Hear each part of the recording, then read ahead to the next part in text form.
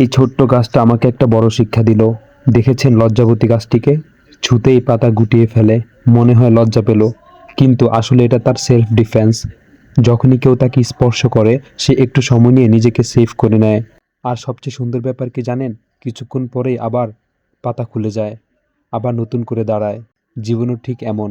কেউ আঘাত দিলে নিজেকে একটু গুটিয়ে নাও, হালকা বিরতি নাও, কিন্তু লজ্জাবতীর মতোই আবার ফিরে এসো। ছোট্ট গাছটা বলেই দিল, হার মানবে না, শুধু রিস্টার্ট নিবে। চলুন এই গাছ সম্পর্কে আমরা বিস্তারিত তথ্য জেনে নেই। লজ্জাবতী গাছ একটি ছোট আকৃতির কাঁটাযুক্ত বহুবর্ষজীবী ভেষজ উদ্ভিদ। এর বৈজ্ঞানিক নাম মিমোসা পুদিকা। এটি স্পর্শ করলে বা ঝাঁকুনি দিলে এর পাতা মুহূর্তের মধ্যেই মরে যায়।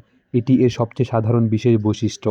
লজ্জাবতী গাছ কেন এর নাম লজ্জাবতী? পাতায় হালকা স্পর্শ মাত্রই পাতা ভাঁজ হয়ে যায়, মনে হয় লজ্জায় লুকিয়ে যাচ্ছে। এই আচরণ থেকে এর নাম হয়েছে লজ্জাবতী। এই গাছের বিশেষ কিছু বৈশিষ্ট্য রয়েছে।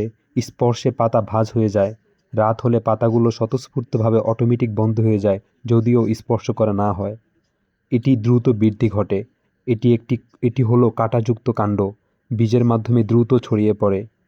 এটি মূলত এগ্রিকালচারের অ্যাগ্রেসিভ উইড নামে পরিচিত, কারণ এটি খুবই দ্রুত গজায় এবং দ্রুত ছড়িয়ে পড়ে এবং জমিতে পুষ্টি কমায়।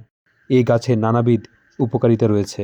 এটি দ্রুত রক্তপাত বন্ধ করে, দ্রুত ক্ষত শুকায়, ডায়রিয়া ও পেটের সমস্যা কমায়, অর্শ ও পাইলস কমাতে সাহায্য করে। লজ্জাবতী পাতা পেস্ট বা রস কিছু আয়ুর্বেদিক চিকিৎসায় পাইলস কমাতে ব্যবহৃত হয় শোনা যায়। প্রদাহ ও ব্যথা কমায়।